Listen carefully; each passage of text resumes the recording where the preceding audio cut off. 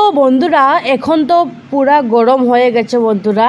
তো আজকে গরমের দিনে আমি কি বানাচ্ছি বন্ধুরা, একদম পাতলা, একদম তেল মশলা কমে রেসিপি আমি বানিয়েছি বন্ধুরা। তো কী রেসিপি বানিয়েছে বন্ধুরা দেখো আপনারা প্লিজ। এখানে ঝিঙ্গে দিয়ে আমি সুতো মাছ তরকারি বানাবো, মানে এখানে মোকা মাছ বন্ধুরা। তো নমস্কার বন্ধুরা, শঙ্কু শিবানী চ্যানেলে সবাইকে স্বাগত জানাই। তো বন্ধুরা আপনারা কেমন আসে, আশা করি আপনারা অনেক অনেক ভালো আছে।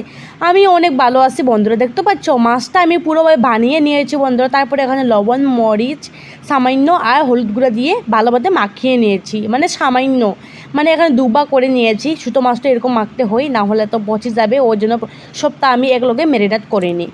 তো এখানে বন্ধুরা ঝিঙ্গে আমি 4টে নিয়েছি, কাঁঠালি বিচি আর আলু 2টো নিয়েছি। তো যাই হোক এটা দিয়ে বানাবো। তো এদিকে মাখা হয়ে গেছে দেখতে পাচ্ছ। আর বন্ধুরা কড়াইয়ে দিয়ে দিচ্ছি সরষার তেল। তো কড়াই গরম হয়ে গেছে বন্ধুরা, আর তেলটা একটু বেশি দিতে হবে ছোটো মাছ যার জন্য। তো কড়াই গরম হয়ে গেছে, এখন দিয়ে দিচ্ছি, দেখতে পাচ্ছ মাছ দিয়ে দিচ্ছি আমি। প্রথম যে মাখাটা মাছ দিয়ে ভালোভাবে মানে লাগিয়ে নিয়েছি, তেল লাগিয়ে নিয়ে 5 মিনিটের মতো রেখে দিয়েছি, মানে এটা লো টু মিডিয়ামে রেখে দিয়েছে বন্ধুরা, নাহলে জ্বলে যাবে। তো বন্ধুরা খুব সুন্দর করে মাছ ভাজাটা হয়ে গেছে, আপনারা নিজের চোখে দেখে নাও, সুন্দর তো হয়েছে বহুত, দেখতে পাচ্ছ, মানে একটাই ভাঙ্গিনি বন্ধুরা, বিশ্বাস করো। আর কি বলবো, দেখতে তো বুঝতেই পারছি আপনারা কেমনভাবে মাছ ভাজাটা হয়েছে বন্ধুরা, দেখতে পাচ্ছ। তো এরকম করে বন্ধুরা নেক্সটে যে মানে মাছটা যে মানে লবণ মরিচ মাখা হয়নি, এই মাছটাকে আমি সেম এরকম ভাজা করে নেব। তো এটা তো আমি শেয়ার করিনি।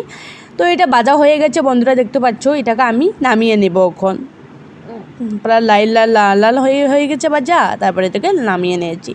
তো বন্ধুরা দেখতে পাচ্ছ নামিয়ে নিয়েছি, খুব সুন্দর করে ভাজা হয়েছে।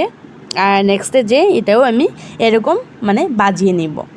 তো এখানে দেখতে পাচ্ছ বন্ধুরা, আমি বলেছিলাম না বন্ধুরা তেল মশলা একদম কম, বাট কি বলবো, আর ডাক্তার বলেছে আমার বরকে মতলব তেল কম খাওয়ার জন্য। ওই জন্য বন্ধুরা প্লিজ আপনারা কিছু মনে করবেন না যে আমি তেল মশলা কম দিই ওর জন্য, মানে আমাকে খারাপ পাবে না। তো এই একই কড়াইয়ে আমি সামান্য তেল দিয়ে দিচ্ছি বন্ধুরা, একদম মাপ করে দিয়ে দিচ্ছি, কারণ আমার বর একদমই তেল খাই না বন্ধুরা, ডাক্তার বলেছে ওর জন্য।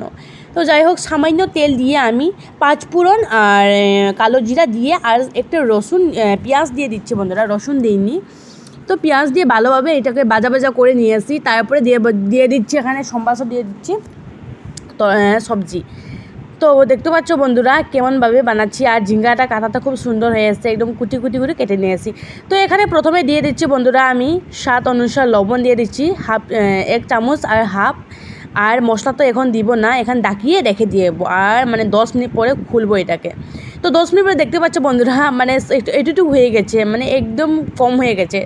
সামান্য হলুদ গুঁড়া, লঙ্কা গুঁড়া, জিরে গুঁড়া আর কাঁচা লঙ্কা একটু বেশি করে দিয়েছি। কাঁচা লঙ্কা খেলে কোনো ক্ষতি হয় না, তো একটু কাঁচা লঙ্কাটা বেশি করে দিয়েছি। আর সত্যি কথা বলতে কাঁচা লঙ্কার একটু স্যান্টটা অত সুন্দর করে এসেছে কী বলবো। আর তো ভালোভাবে সাতলানি হয়ে গেছে বন্ধুরা, দেখতে পাচ্ছ সাতলানি হয়ে গেছে, আলুটা প্রায় সিদ্ধ হয়ে গেছে সুন্দরভাবে।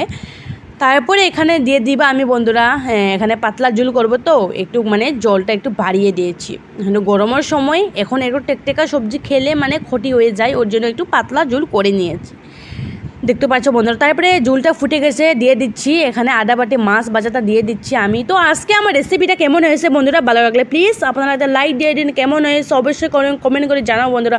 আপনারা